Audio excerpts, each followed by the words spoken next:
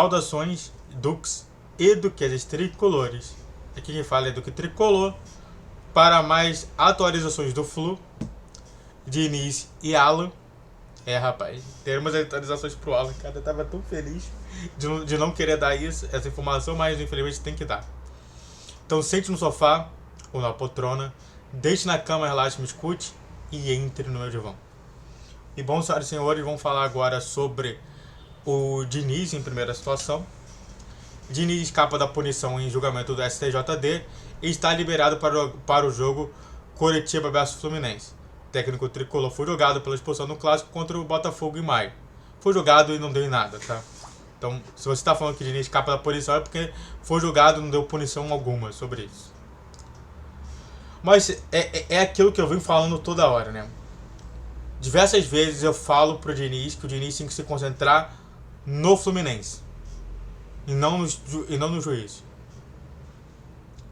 Eu não vou falar se isso aqui é certo ou se isso aqui é errado.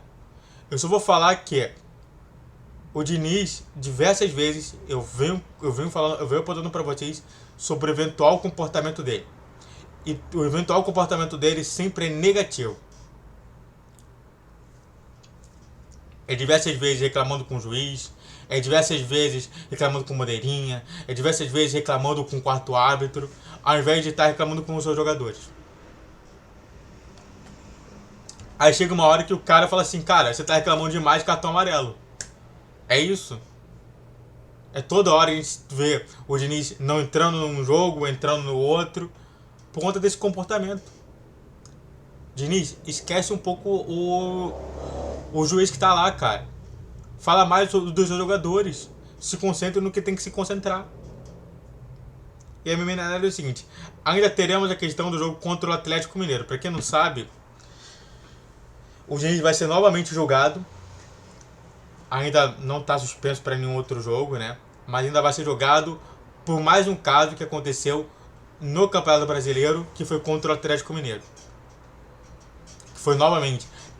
O do Botafogo eu achei não tão assintoso, mas o do Atlético Mineiro eu achei bem assintoso, tá?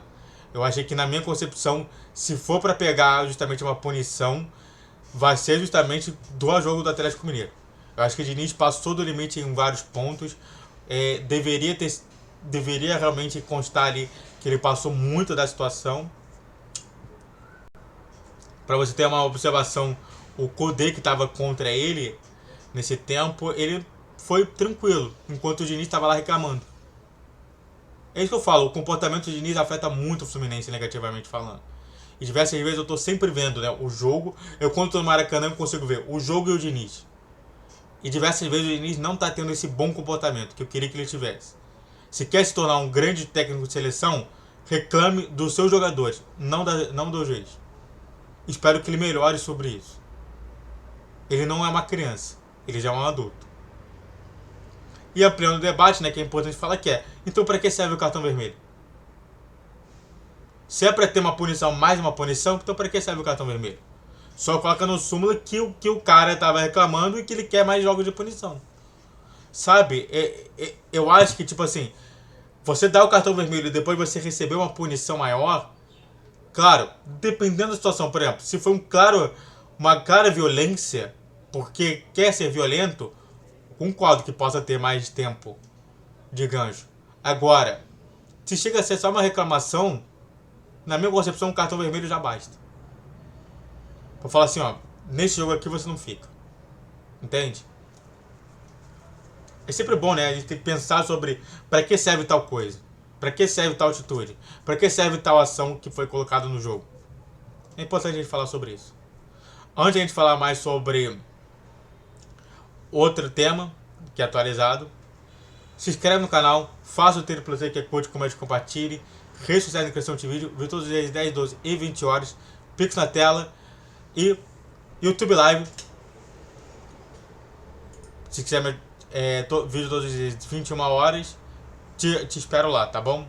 Vídeo todos os dias de segunda a sexta, tá? Sempre com um tema diferente. Sem negócio com o clube chinês, Alan se representará o Fluminense. E bom, pra quem não sabe, tinha todo esse imbróglio com o Alan indo pra China de novo. É até engraçado porque ele quis sair da China e a China quis ele de volta. Até tinha um ótimo valor que estava sendo inserido, mas parece que o negócio melou. Muito isso por conta de desrespeitar os contratos, tá? Quando você cria um contrato, você quer que aquele contrato equivalha. Se aquele contrato realmente fala assim, pô, é uma boa, e aí, no meio desse todo, você muda o contrato, com certeza vai melar. E é aquilo, né? Pagaremos, e a gente tem que dar essa minha análise sobre isso. Pagaremos quanto para ele continuar no clube? Sabe, eu escuto muito que o Fluminense está endividado. Mas eu também escuto que Alan está no Fluminense e não vai jogar em nenhum momento. Porque você tem Lelê, você tem John Kennedy, se demore até entra o João Neto na frente dele, e o Alan. Quanto a gente vai pagar pelo Alan ficar aqui?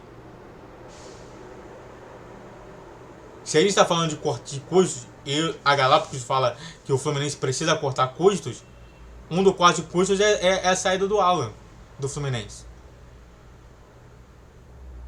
Aqui o meu foco é o Fluminense. Eu vejo também o jogador. O jogador ele quer ficar. Agora, eu tenho que entender sobre esses dois lados.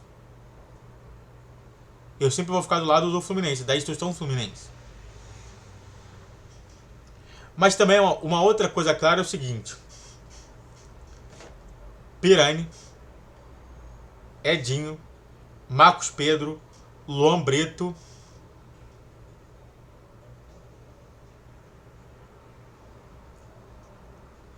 e se demora teve mais um aí que eu me esqueci.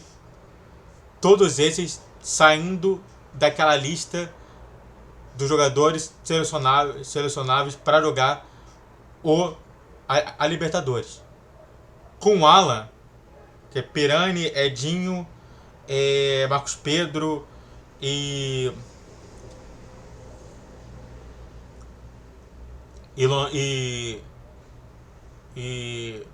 Luan, né? Preciso agora o nome dele agora, Luan. Com o Alan ficaria exatamente os 5. Mas poderia ter o outro vendido ali no meio da história. Então é sempre importante a gente entender que muitas das vezes, mesmo que seja algo negativo, já que o Fluminense está pensando apenas na Libertadores, talvez tirar o Alan e depois a gente tirar mais um outro, a gente vai ficar com uma lista desfalcada. Então mantém o Alan que é tranquilo. Então, às vezes eu tento olhar de um outro jeito.